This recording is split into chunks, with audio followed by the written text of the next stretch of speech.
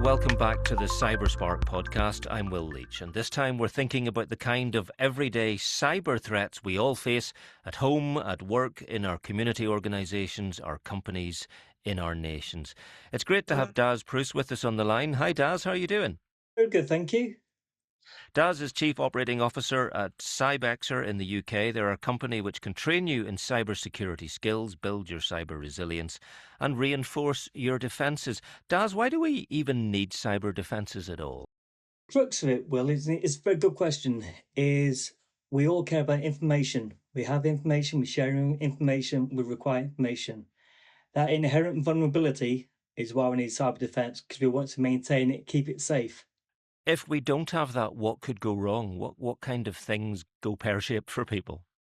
There's simple things such as identity theft, password theft, all sorts of things, all the way up to nation-state level, where countries get taken down, critical infrastructure, trade secrets leaked, IPR theft, and many, many things.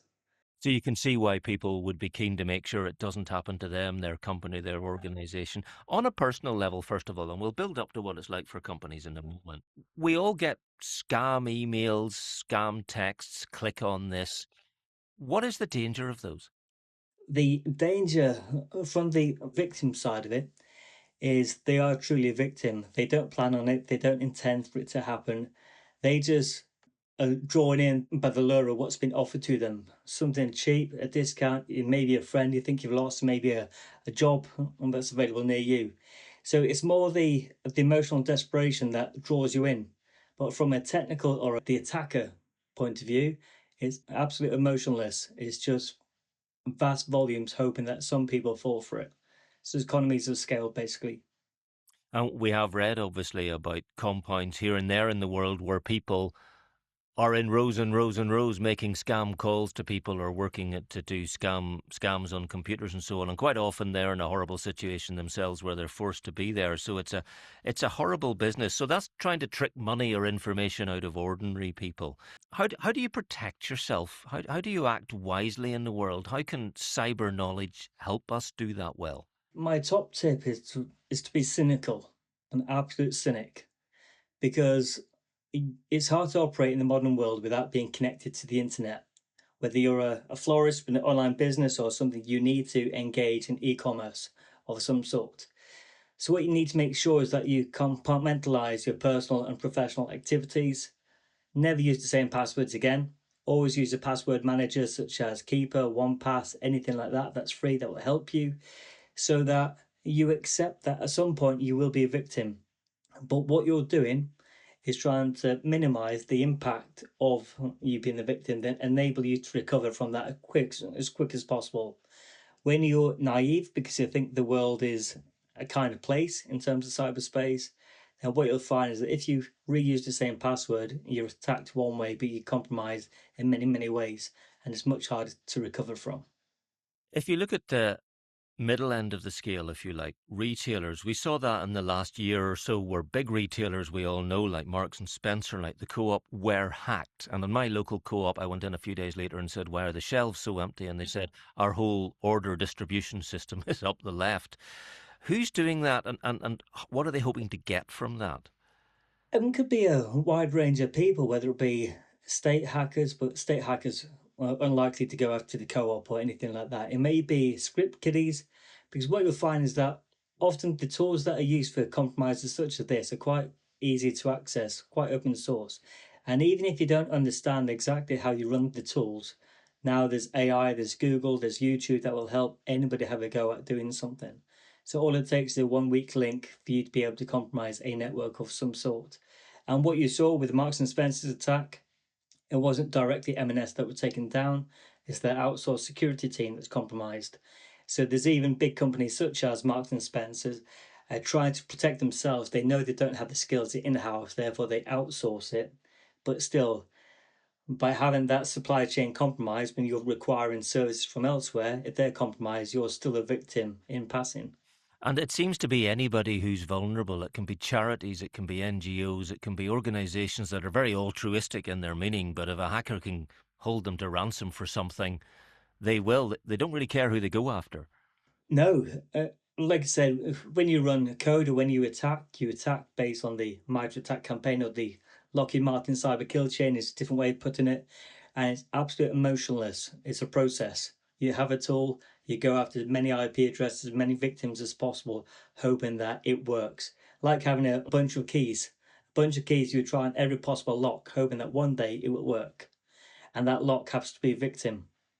Daz, I get the feeling that some organisations, some perhaps SME-sized companies, don't really get the reality of this until it happens to them, and then they wish they'd listened. Yeah, it's that thing about you don't know what you don't know, and certainly if it's not your business. Going back to if you're a florist, if you're a restaurant, if you're a travel agent, cyber may not be the thing that you think will compromise you. You think it's competitive edge, competitive advantage. But what we're finding more and more, the big companies, the government agencies have said they will not pay ransomware, they will not respond. All that's happened with that is therefore all the criminals or the people that would like to try to issue ransomware, etc., they're just going to go for the next level down. And next level down are the SMEs. Moving down further still, it's the startup companies, the people that maybe don't have the buffer of either finance capital or technical experience to be able to offset a compromise of this type. You've mentioned that there's state agencies involved here because governments do face it too, and they seem to look into attacking and defending from each other. I mean, we were quite shocked in the UK because the NHS was attacked at one time and hospital trusts got into difficulty. But armed forces are very well aware of this across the world, never mind across Europe. I mean, are there cyber defense units operating to look after governments? Is it the intelligence agencies? Often, lots of the cyber agencies have different key roles, whether it be national security, etc. Companies or organizations such as the NCSC will give public facing advice on how you could prepare yourself and how to respond. The truth is, if there's something very, very large scale, we're not sure who would have the resources to respond to everybody. So then it turns into what's the high value targets for the nation and what's the most important economies to get back on track if it goes wrong. And it's sad, but the small startup companies will probably not be the key players in that case. Because you can read if you do a quick Google search, and I'm sure a lot of people interested in all of this and listening to this series are fascinated by it, of who a lot of the experts think are the states involved in this. You'll hear coverage of the Russians, the Chinese, and particularly the North Koreans, and there was all that publicity around the Lazarus Group and the kind of hacks that they were involved in their time. That, I think, was very shocking to a lot of people when they first discovered that it's happening on that scale with that level of state sanction. So when you think of legacy warfare, men standing toe to toe with the weapons, it's easy to measure yourself against your adversaries. If you've got 100 guys with guns, they've got 100 guys with guns, you know not to mess with people because you're on the same sort of level. If you seem to have a machine gun, you know the one guy with a machine gun is maybe as powerful as 10 people with normal guns. But that's very overt warfare. You know exactly what you're going up against. When we talk about cyber warfare, certainly at the more advanced levels, it's often what you don't know is the secrets. You don't want to reveal if it's a 0-day exploit or something you have like a secret over the adversary. It's often things that you don't divulge that you go, is it possible that they're as bad as we think? Is it a fear? So often it's the complete opposite. So often it's the quieter people that are better at doing things. I once read a book and it basically compared it samurais versus ninjas. A samurai shows off how good they are, they tell you how good they are. But a ninja is equally as good, just hidden. Really interesting analogy. Um, we've therefore grasped, I think, the importance of being prepared. That means good training. And what, I mean, any person wanting to work in this will ultimately be going to a market where they'll be saying to groups and organizations, look, you need to know how to look after yourself. I can help you with that. How do people get training for their staff, for their volunteers, when they're organizational level? So the biggest thing that I think is a bit of humility to go, we don't know everything. Nobody does know everything. So often when people call upon our supporters, whether it be military support or cyber defense support, tuition, you're ultimately revealing that you need help. And often that's the hardest step for any person or organization to say, we don't know what we're doing, we need some support. But it's also It's a growth plan. It's a maturity thing. So you can't just do a 5-day course and that's it. You're an expert. You need to understand and dip your toe in it and through life, keep improving, keep training, but also make it relevant to your business. What we see often, people go on commercial training courses and walk away with a big badge of honour. I've passed this qualification, which means you're good with the book, you've answered the questions, you know how you're doing things. It doesn't mean that you know how to technically respond to something take place. So when we train, we actually train more the operators, train people under stress, under a bit of pressure, because that's how it's going to be in the real world. We're doing some quite interesting work now with people who have trained as SOC or Security Operating Center operators or engineers and analysts. However, because they've been trained with the book, they've now been exposed to pressure to see how do they control the mental pressure that they're going through, sort of like air traffic control.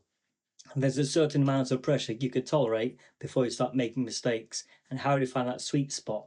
Because you find that sweet spot through training and exposure, they then get to work out what's the best way to recover from anything taking place and embrace things going wrong. There's a key difference when we get into cyber training or cyberspace about the difference between a personal risk and a professional risk. Just because you can't do something, it doesn't mean that you're inadequate. It may be the business that you're supporting is not as mature as you would like yet.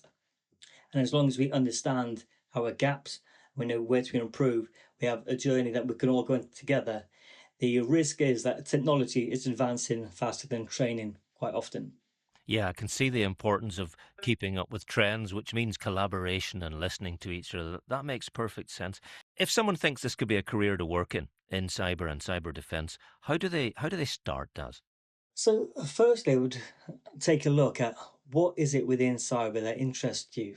Because when you work in cyber is not a thing.